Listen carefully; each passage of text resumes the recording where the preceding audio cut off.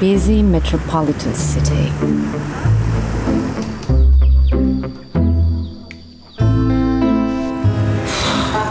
Doesn't it exhaust you?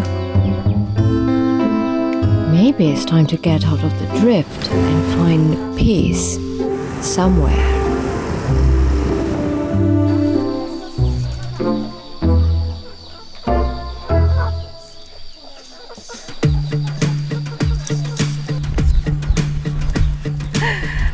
Live your modern life behind and live the simple life here in Outer Baduy village.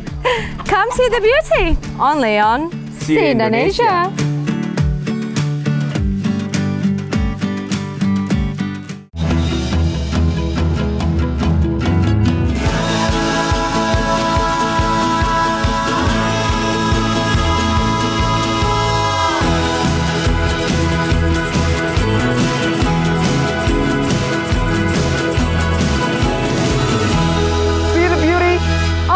See Indonesia.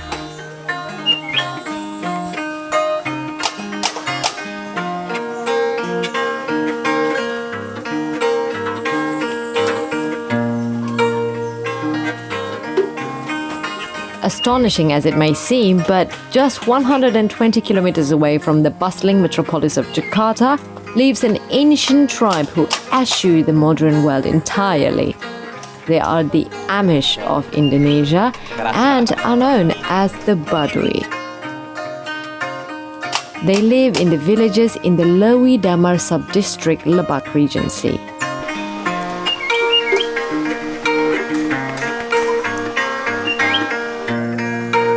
Let's start the day with a bath au naturel at Ciujung River that flows from Baduy Protected Forest all the way to Rangkas Bitung. This 142-kilometer long river has been a vital water source for the Baduy's daily life. Therefore, soaps or any detergent are not allowed here.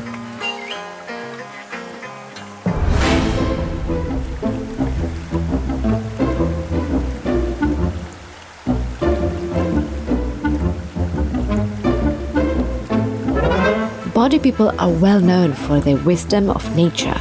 They follow unique cultural and religious practices defined by the Baduy traditional law system handed down by their ancestors for over 400 years ago. The thing that strikes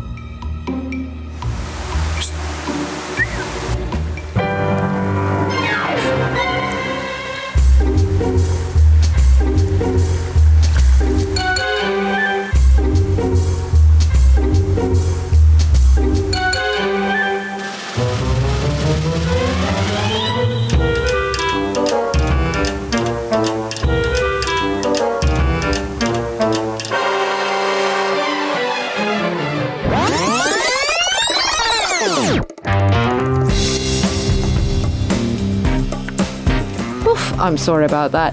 Where were we? Right. The thing that strikes me the most is how there are no vehicles in sight. You have to walk for 40 minutes to reach the village.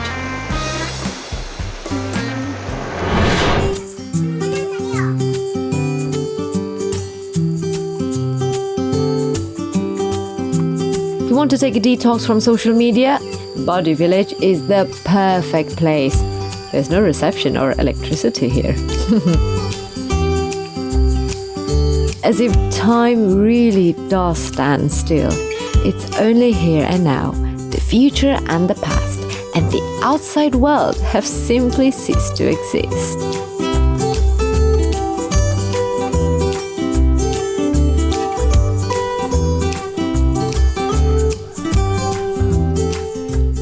What really interesting to me when it comes to Baduy is actually the shrouded mystery.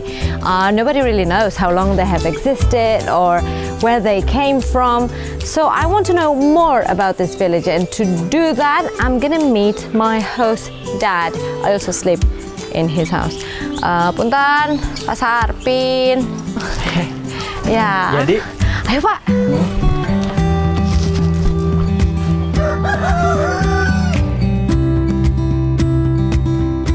Kalau dari desanya nih Pak nih, ada berapa sih Pak jumlahnya Baduy dalam sama Baduy luar itu? Semuanya ada 65. Tapi untuk tahun ini mau nambah lagi ada 2 kampung. Berarti udah mau ada 67. Iya, wow. Itu Baduy luar, Baduy dalam. Inhabiting a special reserve for some 5,200 hectares set aside for the Baduy people by the Indonesian government, the population of about 13,000 live in 2 separate clans. They are the Inner and the Outer Baduy, or Baduy luar. While Inner Baduys are not allowed to step outside their own periphery, the Baduy luar may do so, but they must still strictly keep following their old traditions. The Baduy luar clan members are dressed in black or dark blue color and serve as a buffer zone between the Baduy dalam and the outside world. Kalau struktur adatnya gitu Pak di sini itu kayak gimana Pak? Jadi ada yang paling pemangku kebijakan sih di Baduy dalam itu namanya Puun. Puun itu ada di Cikartawana, di Cibeo sama di Cikesik. Tapi ada perwakilan di Baduy luar, jadi namanya Jarut 7. Lembaga adat yang mewakili ketua adat di Baduy dalam diwakilkan ke Jarut 7 dalam segi ritual adatnya, kegiatan adat yang mengatur segala macam, terus kegiatan hajat, kawinan itu ditentukan sama Jarut 7. Jaro 7 become a vital body that can sustain the vast development, especially after Baduy luar opened up to the outside world and hosted people from the outside, like me, to stay in their village as a tourist experience. Ada positif, ada negatifnya memang ketika seperti sekarang jadi objek wisata gitu. Mungkin positifnya karena di sini kan banyak yang nenun-nenun ya. Terus produk di sini kan bisa dijual ke wisatawan. Nah itu salah satu yang menjadi daya tarik buat wisatawan kan itu. Jadi bagi orang sini juga jadi ada nilai tambah gitu. Kalau negatifnya mungkin perubahannya bisa lebih cepat karena menjadi objek wisata. Ada sih, ada perubahan.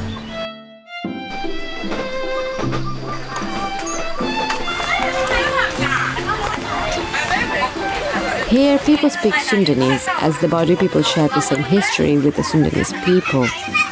The differences are their belief and lifestyle.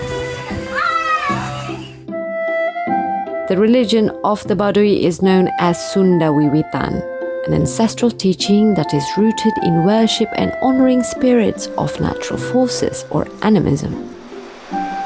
The form of respect for the spirit of the natural forces is carried out through the attitude of guarding and preserving the natural environment and all the ecosystem within them.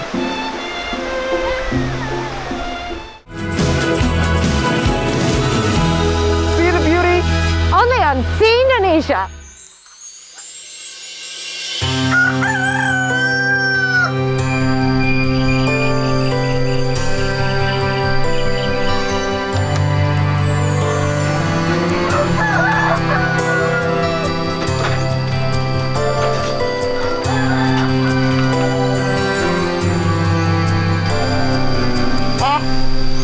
Buku.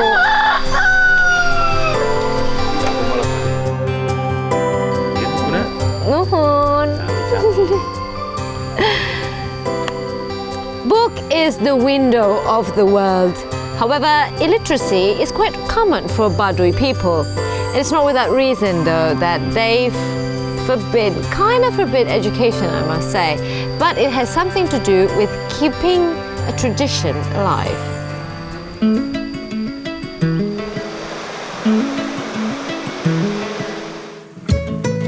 Education is seen by the Baduy people as a violation of their tradition.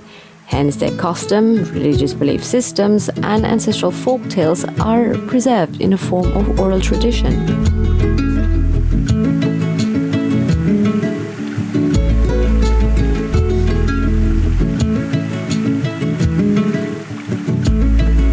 Although there has been scholarly literature about the Baduy ways of life since the early days of Dutch colonialism, much of what has been written is second-hand information. Perhaps the Baduy seems to have long ago realized that one of the strengths of survival for their culture is to remain hidden behind a cloak of mystique.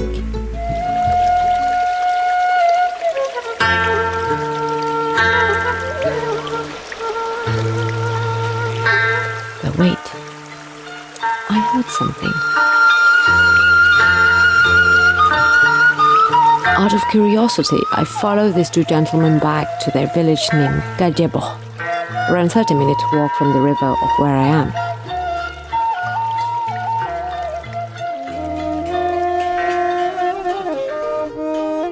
Even though it's limited, people in Baduy, they could actually enjoy music and also learn to play certain instrument. But what kind of music, right? And to learn about it, I'm going to meet musician in Gajeboh village. And here they are. Sampurasun. Sampai. Pak. Ya.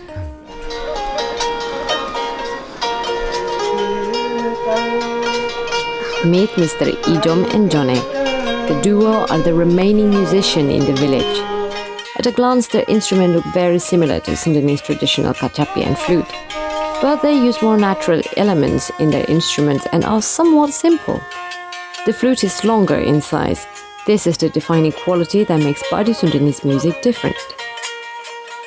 Emang rada pelog suarananya, beda jeung suling-suling priangan. Karena di dia mah suarana suara pelog mirip-mirip suara selendro, arahna ka selendro gitu. Pelog means fine or solemn. It's an essential tuning system used in gamelan instruments that have heptatonic scale. Ay bapak teh ari musik mah pan tiasanya apa nya diajar di dia tah. Eta teh gunana teh acara naon wae tah gitu. Musik di dia eta emang sih saker sapopoe dipakai main, urang eta termasuk hiburan bisa bae, tapi di acara anu tertentu misalnya di pernikahan bisa gitunya sok aya nu ngundang mah. Jeung anu kesenian lainnya misalnya anu di Baduy eta angklung gitunya eta khusus ke kesenian ritual penanaman padi atau pare gitu. Unfortunately, there remains only two musicians that still actively play the instrument, as this is not popular among the youth. Anu diajarkeun mah emang sih diperharuskan atau dikudukeun nya balana eta emang tradisi anu kesenian anu kieu, cuman aya nama meureun ngaranna geus zaman anu ngadesek kitu nya. Emang sih tepati aya nu diajar selain kami anu kolot baheula mah gitu.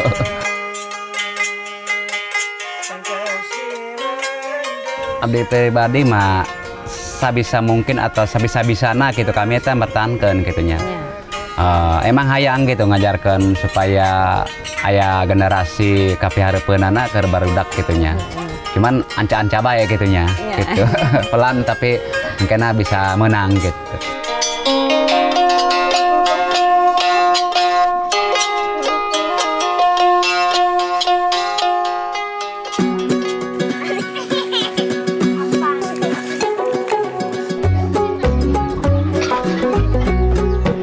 The desire to learn and to teach are keys to opening a new door, like for this young man Marno.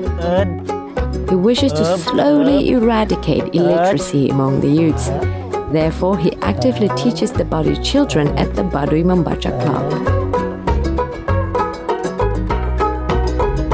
Even though learning formally is prohibited, but that doesn't mean these kids shouldn't learn anything. And today I'm going to be his assistant. So, Kang Marno. Ya. Nah, ini kan sebenarnya secara kalau formalnya kan tidak boleh ya, Ayah. Tapi anak-anak ini kelihatannya mereka ini semangat gak sih? Iya, karena mereka juga selain motivasi dari kita juga, mereka juga dari orang tuanya didorong agar mereka tuh minimal bisa baca tulis gitu. Walaupun kita nggak boleh sekolah, tapi mereka tahu bahwa baca tulis itu sekarang di era sekarang tuh udah penting gitu. Saya naon? Beret yang maletik tah gitu tah.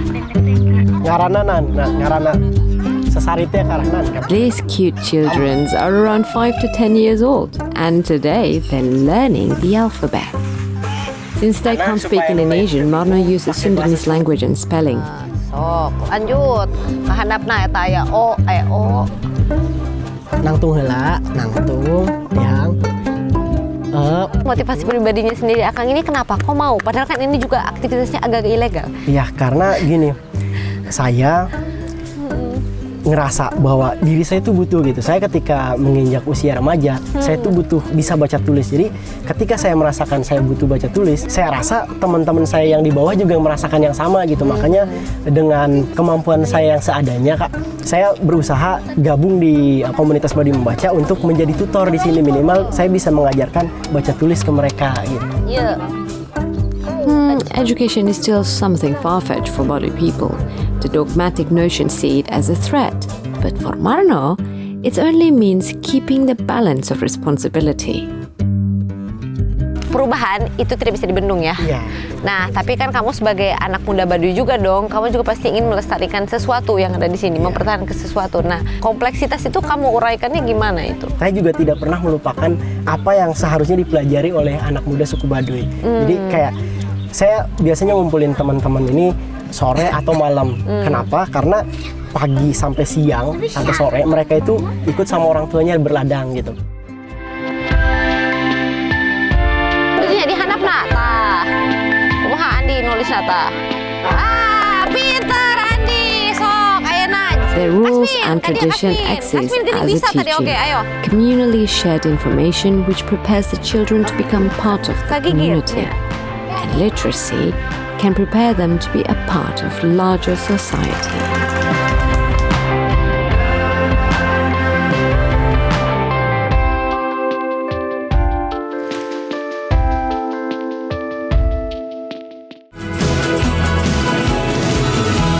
See the beauty only on See Indonesia.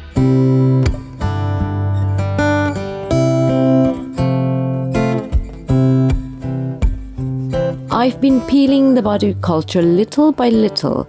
Now let's see what Baduy livelihood is like.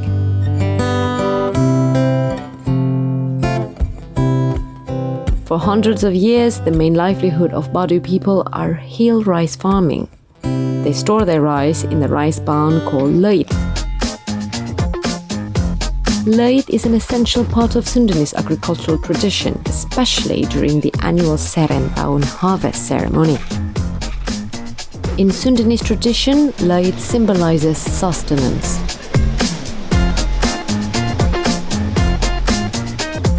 Apart from that, they also earn extra income from selling the fruits they gather from the jungle.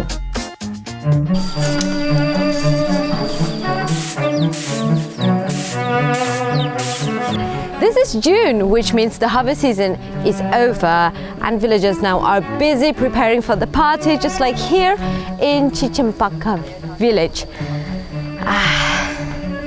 There you go. That's ranginang, and we are going to make snacks, all sorts of snacks today.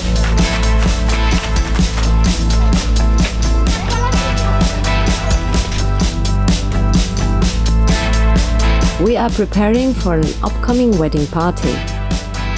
Unlike wedding parties in the city that use caterers or wedding organizer, here the neighbors would help us do the big day.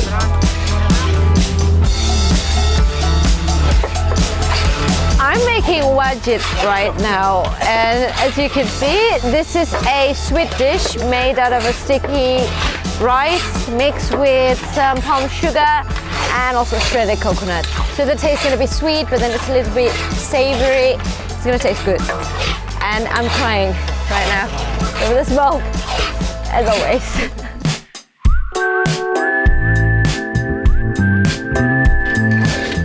Interestingly, unlike the making of wajit or dodol, I guess, in several other places in Indonesia, usually it's like the female who making this, but here it's the male.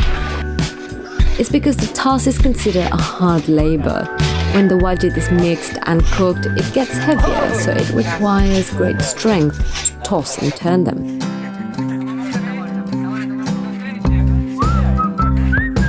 Okay, I'm gonna leave it to them then. I'm gonna help the ladies doing something else. Here, the spirit of solidarity is something that naturally lives on.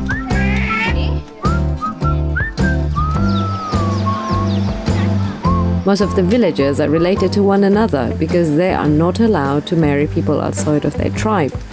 By helping one another like this, they said, it's like the expression of love and blessing. Since I'm an outsider, I'm not allowed to attend the wedding.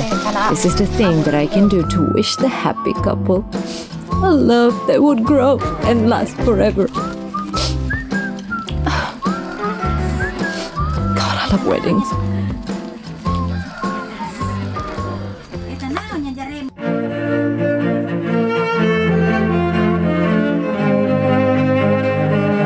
I travel back to Cibalimbing village to help my host mother, here we call her Ambu, to weave. Weave is passed on tradition among Baduy's women. Ambu herself doesn't have any daughter, but she has 17 students to help her out. The thread is made out of cotton from the field and the dyeing process is usually natural. Back then, tenun ikat wasn't necessarily a source of income. It was a way to stay prolific post-harvest season. Orang sini ngisi waktu kosongnya kan daripada ngerumpi kan, misalkan minggu ini mulai buka ladang. Paling lama buka ladang itu 2-3 minggu. Nanti setelah selesai punya ladang, mau ngapain gitu kalau nggak belajar nenun. Nenun 2 minggu, nenun. Terus nanti nengok ladang paling. Baduy also has its signature ikat pattern and function. Every motif, they have an event to go along with it. Like this one, this is Soat Kecamatan. This is for wedding. And this one, this is called Soat Songket. This is for a party as well, but it's more like a cultural event. When Baduy Luar became a tourist destination, Baduy ikat became a popular item for tourists to buy. Before the pandemic, Ambu said that she and her team could produce 20 ikat tenun in a month. Nowadays, demands are slow, but she wishes that the condition will soon get better and people can visit their village again. Jadi kalau misalkan lagi nongkrong di sini, tiba ada seorang perempuan memakai kain hasil tenunan Baduy sendiri, di dalam hati itu wow gitu rasanya. Oh gitu. Girang banget, seneng. Apalagi kalau sebelum lebaran makan sering ada yang ngajak pameran gitu. Pas kita buka setan, dagang kerajinan tenun seperti ini, tiba-tiba ada seorang wanita masuk ke setan kita atau melewati setan, ada yang pakai baju terbuat dari tenun, ada yang pakai rok atau celana yang dari tenun gitu. Punya asa punya sendiri.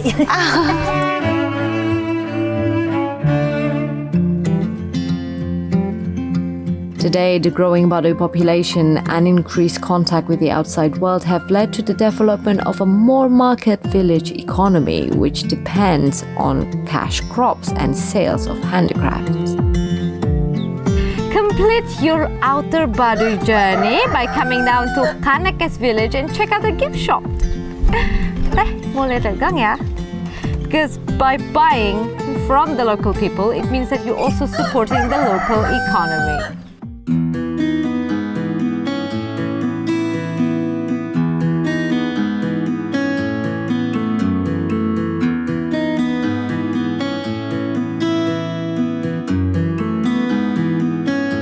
Even though I couldn't stay very long, it has been a truly rewarding experience. It's off-grid, all right, but you won't feel isolated. Instead, you become a small part of this community that embodies great wisdom and knowledge about the interconnectedness of all living things, the earth and the cosmos.